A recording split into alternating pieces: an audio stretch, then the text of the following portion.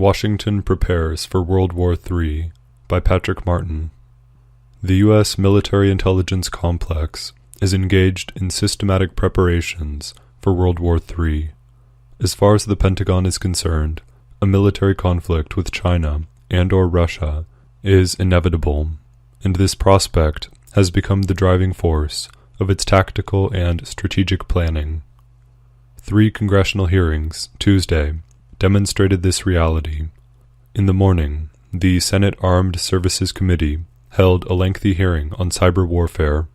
In the afternoon, a subcommittee of the House Armed Services Committee discussed the present size and deployment of the U.S. fleet of aircraft carriers, while another subcommittee of the same panel discussed the modernization of U.S. nuclear weapons.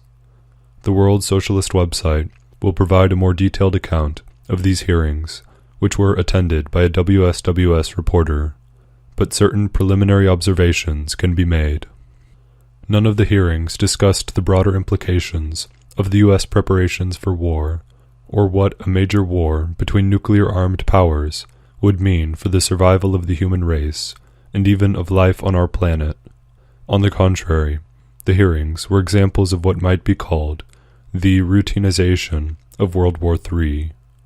A U.S. war with China and/or Russia was taken as given, and the testimony of witnesses and questions from senators and representatives, Democrats and Republicans alike, concerned the best methods for prevailing in such a conflict. The hearings were component parts of an ongoing process. The witnesses referred to their past writings and statements. The senators and representatives referred to previous testimony by other witnesses. In other words, the preparations for world war, using cyber weapons, aircraft carriers, bombers, missiles, and the rest of a vast array of weaponry, have been underway for a protracted period of time. They are not a response to recent events, whether in the South China Sea, Ukraine, Syria, or anywhere else. Each of the hearings presumed a major U.S. conflict with another great power, sometimes unnamed, sometimes explicitly designated as China or Russia, within a relatively short time frame, years rather than decades. The danger of terrorism, hyped incessantly for the purposes of stampeding public opinion, was downplayed and, to some extent, discounted. At one point in the Senate hearing on cyber warfare, in response to a direct question from Democrat Jean Shaheen of New Hampshire, the panel witnesses all declared that their greatest concern was nation-states, not terrorists. One of the witnesses at that hearing was Dr. Peter W. Singer, listed as a, quote, strategist and senior fellow, end quote, for New America, a Washington think tank. He titled his presentation, quote, The Lessons of World War III, end quote.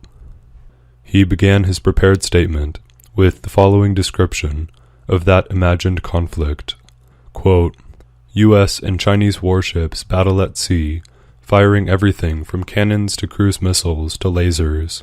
Stealthy Russian and American fighter jets dogfight in the air, with robotic drones flying as their wingmen. Hackers in Shanghai and Silicon Valley duel in digital playgrounds, and flights in outer space decide who wins below on Earth. Are these scenes from a novel, or what could actually take place in the real world the day after tomorrow? The answer is both, end quote. None of the hearings saw any debate about either the likelihood of a major war or the necessity of winning that war. No one challenged the assumption that quote-unquote victory in a world war between nuclear-armed powers is a meaningful concept. The discussion was entirely devoted to what technologies, assets, and human resources were required for the U.S. military to prevail. This was just as true for the Democratic senators and representatives as for their Republican counterparts. By custom, the two parties are seated on opposite sides of the committee or subcommittee chairman. Without that arrangement, there would be no way of detecting, from their questions and expressions of opinion, which party they belong to. Contrary to the media portrayal of Washington as deeply divided between parties with intransigently opposed political outlooks, there was bipartisan agreement on this most fundamental of issues, the preparation of a new imperialist world war. The unanimity of the political representatives of big business by no means suggests that there are no obstacles in the path of this drive to war. Each of the hearings grappled, in different ways, with the profound crisis confronting American imperialism. This crisis has two major components: the declining economic power of the United States compared to its major rivals, and the internal contradictions of American society, with the deepening alienation of the working class, and particularly the youth. At the House Subcommittee hearing on aircraft carriers, the chairman noted that one of the witnesses, a top Navy admiral, had expressed concern over having, quote, an 11-carrier Navy in a 15-carrier world, end quote. There were so many challenges confronting Washington, he continued, that what was really needed was a Navy of 21 aircraft carriers, double the present size, and one that would bankrupt even a country with far more resources than the United States. The Senate hearing on cybersecurity touched briefly on the internal challenge to American militarism. The lead witness, retired General Keith Alexander, former director of the National Security Agency and former head of the Pentagon's Cyber Command, bemoaned the effect of leaks by NSA contractor Edward Snowden and Army Private Chelsea Manning, declaring that, quote-unquote, insider attacks were one of the most serious threats facing the U.S. military. Democratic Senator Joe Manchin of West Virginia asked him directly, referring to Snowden, quote, should we treat him as a traitor, end quote. Alexander responded, quote, he should be treated as a traitor and tried as such, end quote. Manchin nodded heartily in evident agreement.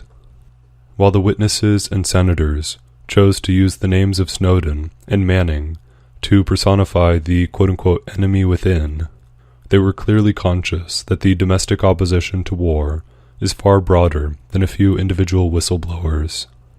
This is not a matter simply of the deep-seated revulsion among working people in response to 14 years of bloody imperialist interventions in Afghanistan, Iraq, Somalia, Libya, Syria, Yemen, and across North Africa, important as that is.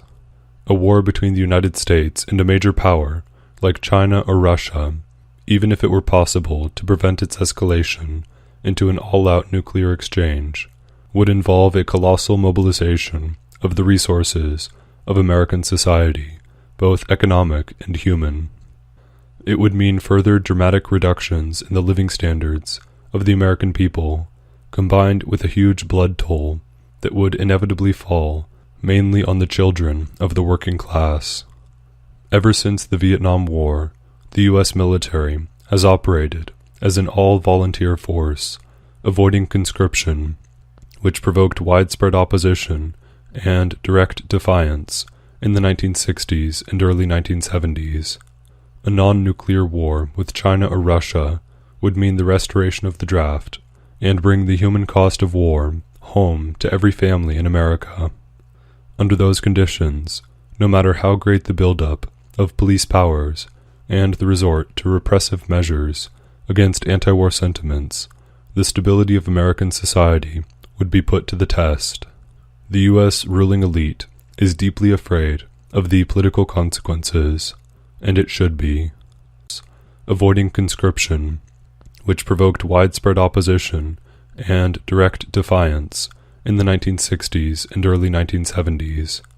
A non-nuclear war with China or Russia would mean the restoration of the draft and bring the human cost of war home to every family in America. Under those conditions, no matter how great the buildup of police powers and the resort to repressive measures against anti-war sentiments, the stability of American society would be put to the test. The U.S. ruling elite is deeply afraid of the political consequences, and it should be.